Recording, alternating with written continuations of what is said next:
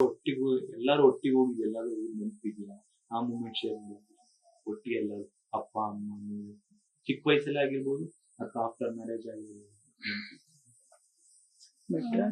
ಮಡ್ರಾಸ್ಗೆ ಒಂದ್ಸತಿ ಹೋಗಿದ್ವಿ, ಅಪ್ಪನೇ ಕರ್ಕೊಂಡು. ಒಂದ್ ಯಾರ್ದು ಮದ್ವೆ ಆಗಿರ್ಲಿಲ್ಲ, 6 ಜನ ಹೋಗಿದ್ವಿ, ಅಪ್ಪ ಅಮ್ಮ ನಾವ್ 6 ಜನ.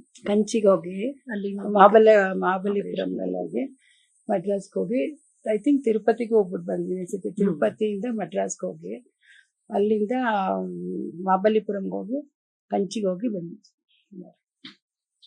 ಅದು ಒಂದೇ ಅನ್ಸುತ್ತೆ ಇಡೀ ಫ್ಯಾಮಿಲಿನ ಒಟ್ಟಿಗೆ ಹೋಗಿದ್ದು. ಬಟ್ ಪೂಜೆಗಳು ಪೂಜೆ ದೇವಸ್ಥಾನಗಳಿಗೆ ಹೋಗಿದ್ದೀವಿ ಫ್ಯಾಮಿಲಿ ಎಲ್ಲ.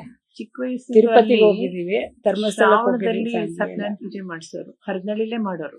ಹೊಳೆ ನಕ್ಷತ್ರದಲ್ಲಿ ಇದ್ರು ಸಹ ನಾವೆಲ್ಲರೂ ಹೋಗುವು ಚಿಕ್ಕ ವಯಸ್ಸಿಂದು. ಅದೊಂದು ವಿಶೇಷ. ಆಮೇಲೆ ಶಿವರಾತ್ರಿ ದಿವಸ ಹರದಳ್ಳಿಗೆಲ್ಲರೂ ನಾವು ಒಟ್ಟಿಗೆ ಹೋಗ್ತಿದ್ವಿ. ಅದು ಬೆಂಗಳೂರಿಗೆ ಬಂದ್ಮೇಲೆ ಸ್ವಲ್ಪ ವ್ಯತ್ಯಾಸಗಳಾಯ್ತು, ಒಬ್ರಿಗೊಬ್ರು ಹೋಗ್ತಿದ್ವಿ, ಇಲ್ಲದ್ರೆ ಹಂಗೆ. ಇಲ್ಲದ್ರೆ ನಾವು ಅಲ್ಲಿರೋ ಅಷ್ಟು ವರ್ಷನೂ ಯಾವಾಗ್ಲೂ ತಪ್ಪಿಸಿಲ್ಲ. ಶ್ರಾವಣ ಮಾಸದಲ್ಲಿ ಸತ್ಯನಾರಾಯಣ ಪೂಜೆ ತಪ್ಪಿಸ್ತಿರ್ಲಿಲ್ಲ, ಅಪ್ಪ ಅಲ್ಲೇ ಮಾಡಿಸ್ತಿದ್ವಿ. ಅದು ಅಜ್ಜಿ ತಾತ ಇದು ಆ ಕಾಲದಿಂದ, ಯಾಕೆಂದ್ರೆ ಅಜ್ಜಿ ತಾತ ನಡೆಸ್ಕೊಂಡ್ಬಂದಂಥದ್ದು ಅದು ಸತ್ಯನಾರಾಯಣ ಪೂಜೆ. ಶ್ರಾವಣದಲ್ಲಿ ರಂಗನಾಥ ಸ್ವಾಮಿ ಬೆಟ್ಟದ ಹೇಳ್ತಿದ್ರಲ್ಲ, ಅಪ್ಪ ಯಾವಾಗ ಹೇಳ್ತಾರೆ ಹೆಗಲ ಮೇಲೆ ಕೂರ್ಸ್ಕೊಂಡು ಹತ್ತೋರು. 4 ಶ್ರಾವಣ ಶನಿವಾರ ನಾವು ಹೋಗ್ತಿದ್ವಿ, ಉಪವಾಸ ಇರ್ತಿದ್ವಿ ಅಂತ ಹೇಳಿ. ಕಾರ್ತಿಕದಲ್ಲಿ ಮಾಮೂಲಿ ವಿಶೇಷ ಇಲ್ಲಿ ದೇವಸ್ಥಾನದಲ್ಲೇ ಮಾಡೋರಲ್ಲಿ, ಶಿವರಾತ್ರಿ ವಿಶೇಷ. ಸೊ ಚಿಕ್ಕ ವಯಸ್ಸಲ್ಲೇ ಹಂಗೆ ಅಪ್ಪ ಬೆಳ್ಕೊಂಬಂದ್ರೆ, ಅಮ್ಮನಿಗೆ ಅವರ ತಂದೆ ಪಟೇಲ್ರು. ಅಲ್ಲಿ ಬೇಸಿಗೆನಲ್ಲಿ ಯಾವಾಗ್ಲೂ ಅಷ್ಟು ಕೆಲಸ ಇರ್ತಿರ್ಲಿಲ್ವಲ್ಲ, ಅಮ್ಮ ಹೇಳ್ತಾ ಇರೋದು ಯಾವಾಗ್ಲೂ ರಾಮಾಯಣ ಮಹಾಭಾರತ ತುಂಬಾ ಓದ್ಸರಂತವ್ರು. ಅದು ಅಮ್ಮನ ಮನ್ಸಿನ ಭಾರಿ ಪರಿಣಾಮ ಇದೆ. ನೈಟ್ ಊಟ ಎಲ್ಲ ಒಟ್ಟಿಗೆ ಮಾಡಿ ತುಂಬಾ ಜಾಸ್ತಿ ಟೈಮ್ ಇದೆಯಾ? ನಾವು ಹಬ್ಬ ಹರಿದಿನ ಅಲ್ಲ, ನಮ್ಮ ಮದ್ವೆಗಳಿಗೆ ಮುಂಚೆ ನಾವೆಲ್ಲರೂ ಒಟ್ಟಿಗೆ ಊಟ ಮಾಡಿ ಅಭ್ಯಾಸ.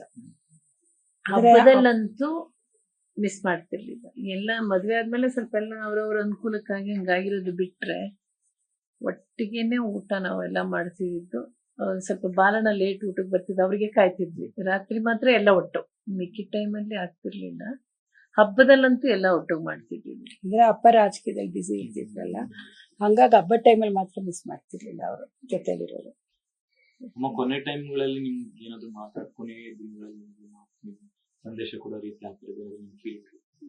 ಮುಂಚಿನ ದಿನಗಳಲ್ಲೇ ನಂಗೆ ಹೇಳ್ಬೇಕು ಅಂದ್ರೆ, ಯಾರು ಏನೇ ಮಾಡಿದ್ರು ಯಾರ ಮೇಲೂ ದ್ವೇಷ ಸಾಧಿಸ್ಬೇಡಿ ಅಂತ ಹೇಳೋರು.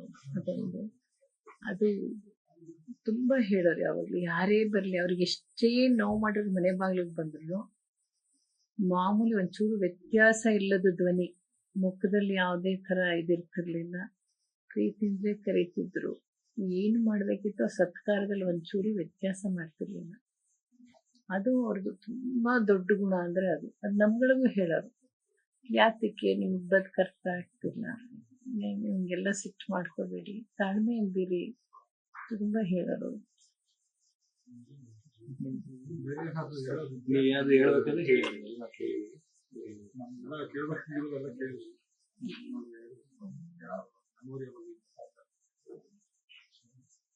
ಅಮ್ಮ ನಿಮ್ನೆಲ್ಲ ಕರ್ಕೊಂಡೋಗಿ ಶಾಪಿಂಗ್ ಮಾಡ್ತಿದ್ವಿ?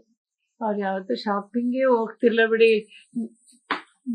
ಮೊದಲು ನಾನು ಹೋಗ್ತಿದ್ದೆ ಸ್ವಲ್ಪ ದಿವಸ. ನನ್ನ ಮದುವೆ ಮೇಲೆ ಇವಳಿಗೆ ಪೂರ್ತಿ ಅವ್ಳದ ಜವಾಬ್ದಾರಿ ಆಗ್ಬೇಕು.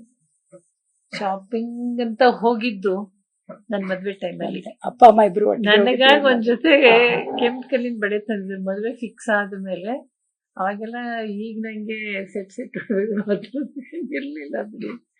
ಅಪ್ಪ ಒಂದ್ಸರಿ ಮದ್ವೆಗಿಂತಾನೆ ಒಂದ್ ಕೆಂಪು ಕಲ್ಲಿನ ನೆಕ್ಲೆಸ್ ತಂದಿದ್ರು, ಅದಕ್ಕೆ ಮ್ಯಾಚಿಂಗ್ ಬಳೆ ಬೇಕು ಅಂತ ಅಮ್ಮ ಅಂದಿದ್ದಕ್ಕೆ ರಜತಾ ಜ್ಯುವೆಲರ್ಸ್ ಒಟ್ಟಿಗೆ ಹೋಗಿ ತಂದಿದ್ದು ಅದೊಂದೇ ಅನ್ಸುತ್ತೆ. ಅಪ್ಪ ಅಮ್ಮ ಇಬ್ರು ಅದೇ ಲಾಸ್ಟ್, ಆಮೇಲೆ ಇಲ್ಲ.